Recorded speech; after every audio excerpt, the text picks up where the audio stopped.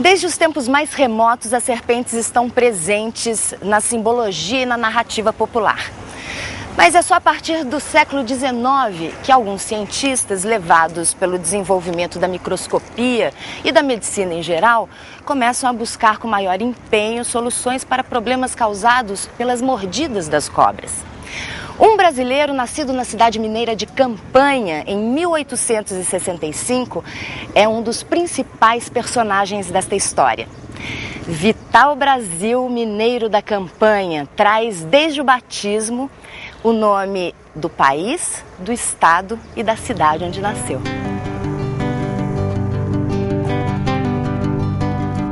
Vital Brasil foi um dos precursores da medicina experimental no Brasil.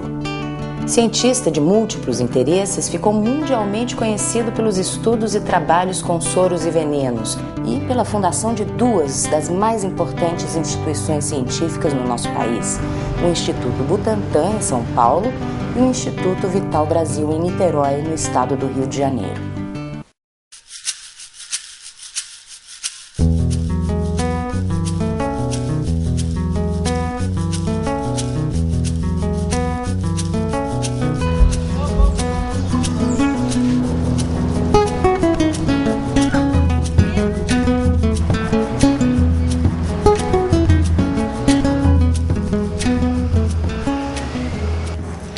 A fundação e o desenvolvimento das vilas em Minas Gerais ocorreu principalmente pelo interesse nos minérios e pedras preciosas que acabaram levando os desbravadores a regiões até então desconhecidas. Depois do ciclo do ouro, no século XVIII, a maioria das cidades mineiras entrou em decadência. Mas a proximidade com a província de São Paulo e com o Rio de Janeiro, que abrigava a corte desde 1808, fez com que Campanha ocupasse uma posição estratégica no cenário geopolítico, econômico e cultural da vasta região do sul de Minas. Porque aqui tinha todos os representantes de todas as fundições inglesas, tinha os melhores colégios, é famosa por tudo. Então afluíam todos para cá.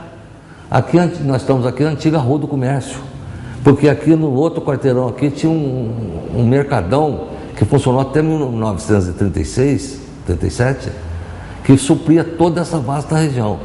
Quem que precisava, desde o enxada até o engenho, vinha comprar aqui em Campanha. A cidade foi criando uma cultura tão grande que começou a ser chamada de Atenas Sul-Mineira.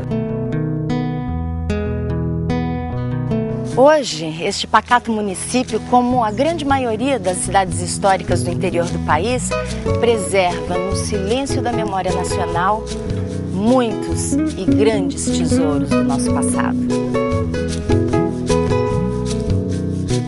Mas a maior glória de Campanha é o Dr. Vital Brasil.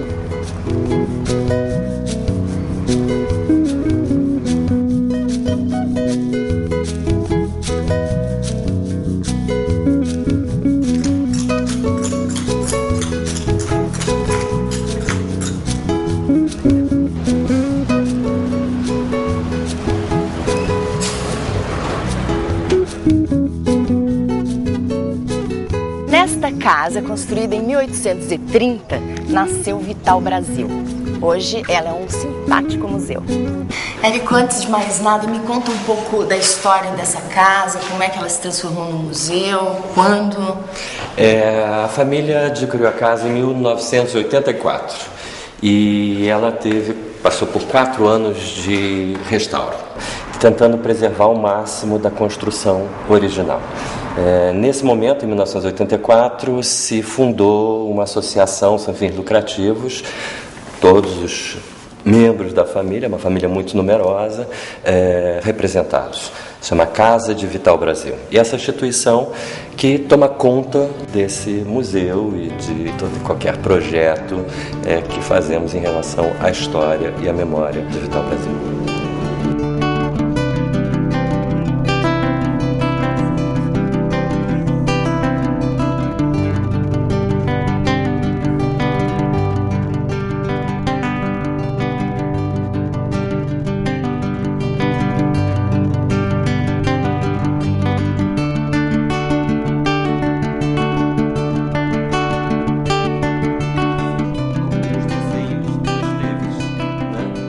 Érico, eu acho que uma coisa que intriga todo mundo é o nome do seu avô. Por que desse nome? O avô do meu avô, José Manuel dos Santos Pereira, se apaixonou por uma moça que não fazia parte do círculo social. E ele, contrariando os pais e a igreja, né, foi viver com essa moça. Isso imagina logo no começo do século XIX. O primeiro filho desse casal é o pai de Vital Brasil, José Manuel dos Santos Pereira Júnior. Pelo fato dos pais não serem casados, ele não foi batizado, ele não tinha o único documento de identidade possível na época, né? Então cresceu com certo constrangimento social, mas com um forte sentido de liberdade. Então, José Manuel dos Santos Pereira Júnior, casado com Mariana Carolina, não dá o sobrenome dele aos filhos. Homenageia o local de nascimento e se inspira, né, no momento do nascimento. Ele não queria dar um nome de família para os filhos, porque ele achava que cada um devia construir a sua vida, a sua família. Do casamento de José Manuel e Mariana, nasceram 8 filhos, que foram recebendo nomes de acordo com o momento e a cidade em que nasciam. Vital Brasil Mineiro da Campanha, Maria Cabocla de Itajubá, Iracema Ema do Vale Verde do Sapucaí, Judite Parasita de Caldas, Acácia Sensitiva Indígena de Caldas, Fileta Camponesa de Caldas, Oscar Americano de Caldas e Eunice Peregrina de Caldas. Vital Brasil teve uma infância permeada de acontecimentos marcantes que aguçaram a curiosidade dele para as atividades que ele viria a abraçar. Ninguém sabe dizer porquê, mas ele afirmava que ia ser médico.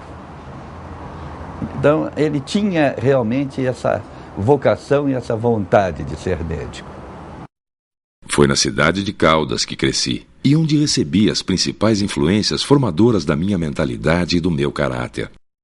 Caldas teve uma epidemia muito grande de varíola em 1873, o que levou a família do Vital Brasil a ir para Poços de Caldas e ter o primeiro contacto com as águas termais de lá. Nessa época era difícil obter a vacina. A única existente vinha da Inglaterra, entre 2 lâminas de vidro, e era empregada em um único indivíduo. Este indivíduo era chamado de elemento vacinífero, de braço a braço. Eu fui vacinado e depois servi de fornecedor da vacina para muitas pessoas. Na década de 1850, novas concepções de ensino chegavam ao Brasil com missionários americanos e alemães.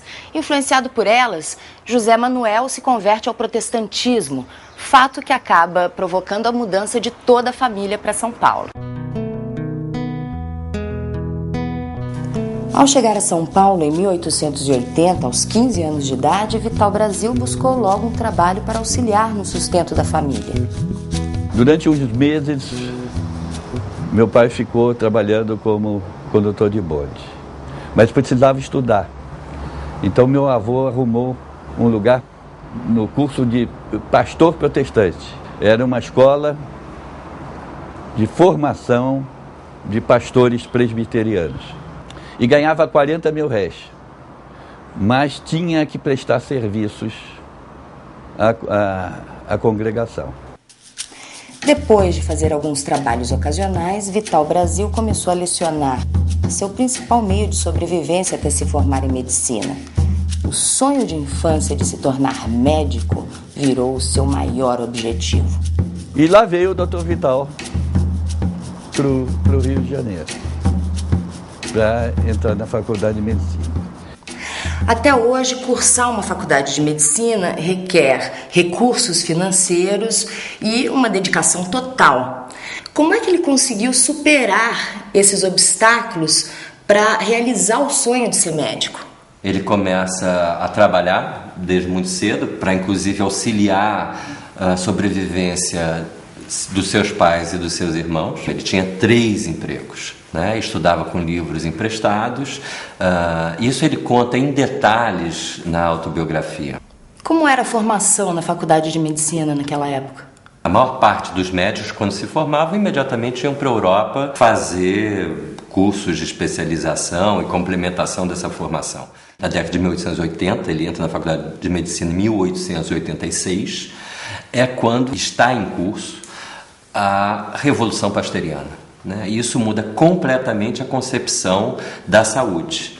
O olhar à doença, olhar o tratamento, olhar a cura. Quando o Vital Brasil resolveu efetivamente trabalhar com o ofidismo? Olha, o interesse de Vital Brasil com cobras e venenos, com o ofidismo, já nasce desde a época da faculdade, desde a época da formação. Ele, inclusive, quis fazer o seu trabalho de final de curso voltado para a questão do ofidismo. Mas o orientador dele não permitiu. E não permitiu por algumas razões. A primeira delas é a falta de laboratório, né? Não existiam laboratórios suficientes para uma pessoa, para um estudante, desenvolver suas pesquisas.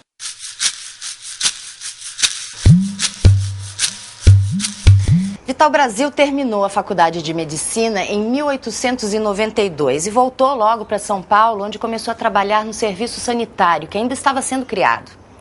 Abraçou a causa higienista e esteve à frente no combate de diversas epidemias: cólera, varíola, febre amarela e peste bubônica. Essa função de inspetor sanitário na época eram médicos que viajavam para o interior, a mando do serviço de saúde, para o serviço sanitário do estado, para combater as endemias. A mulher dele se vê aflita com isso, né?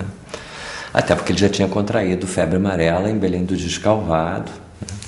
E arma com a mãe dele para que a comunidade protestante o convidasse a ser clínico, né, em Botucatu.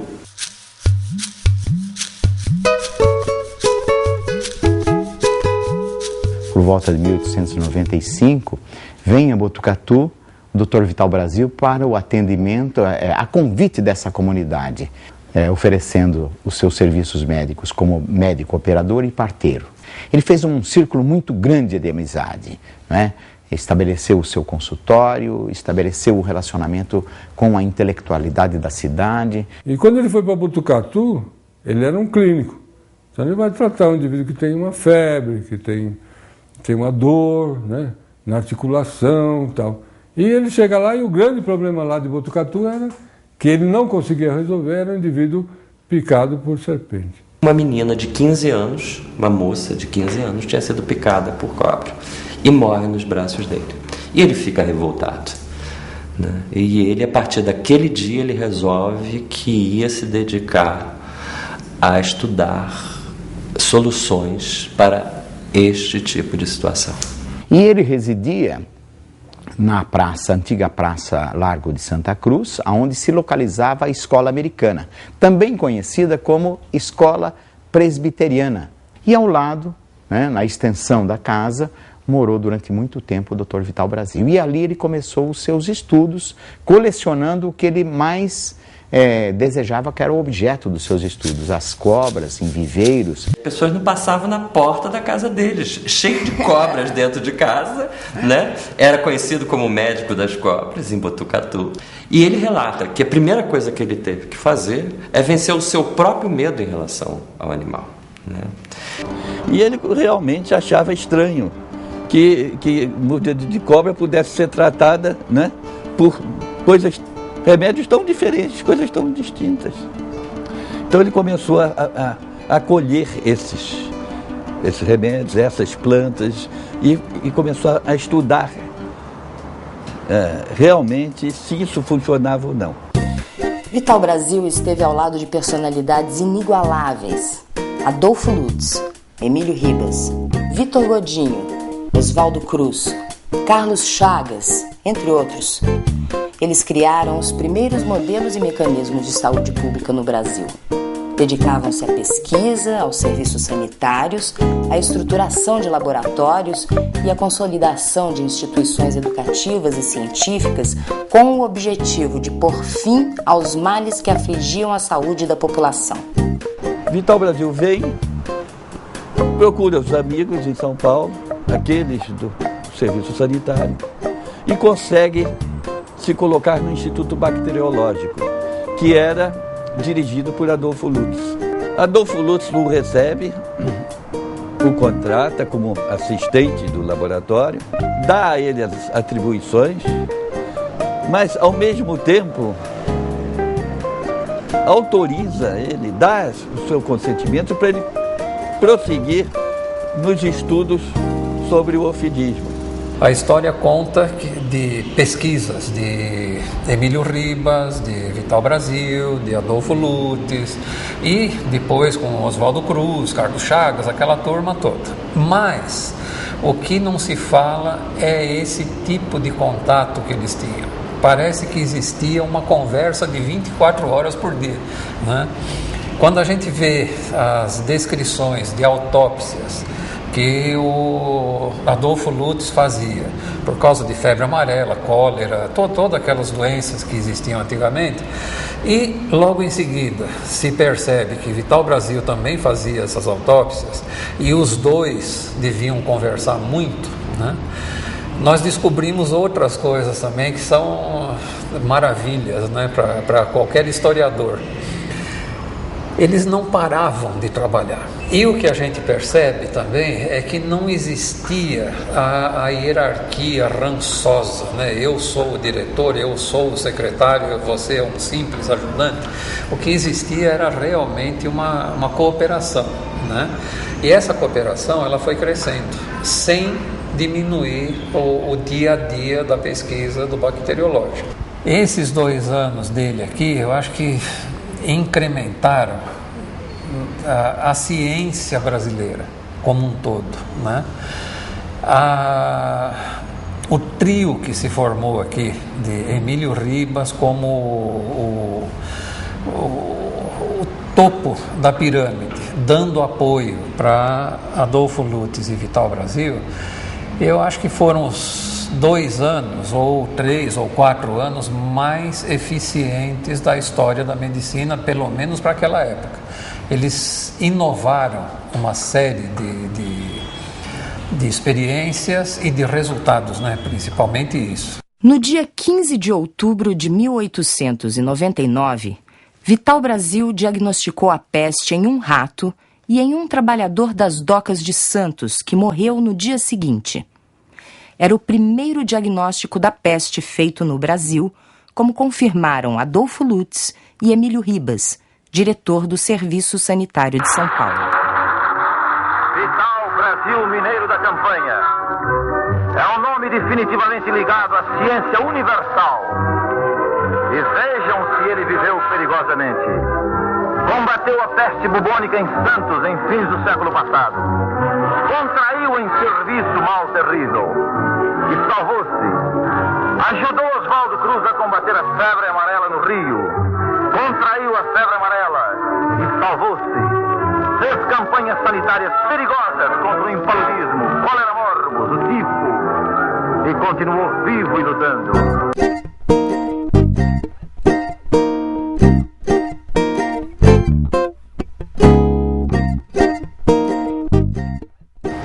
A partir da cocheira de uma antiga fazenda abandonada em São Paulo, Vital Brasil criou o célebre Instituto Butantan. Quando o Emílio Ribas designa o Vital Brasil para ir para Santos combater a peste, né? E é aí que surge a ideia de se ter um instituto soroterápico, né, para produzir o soro. Tanto que a ideia inicial, né, é o soro antipestoso, né, por causa da peste. E, posteriormente, é que vem a desenvolver o quê? O soro para os ofídeos. Emílio Ribas e Adolfo Lutz entregam a Vital Brasil a incumbência de criar condições do Butantan, organizar um laboratório e fabricar o soro antipestoso. Obviamente, ele iria também dar andamento à questão do ofidismo. Era a grande oportunidade dele. Parece um interesse pessoal e uma dedicação pessoal que vai, no fim, acaba dominando a cena, mas é uma atividade paralela e pioneira, né? Pioneira não só aqui, mas pioneira na América, é pioneira na América, certamente, logo depois dos franceses.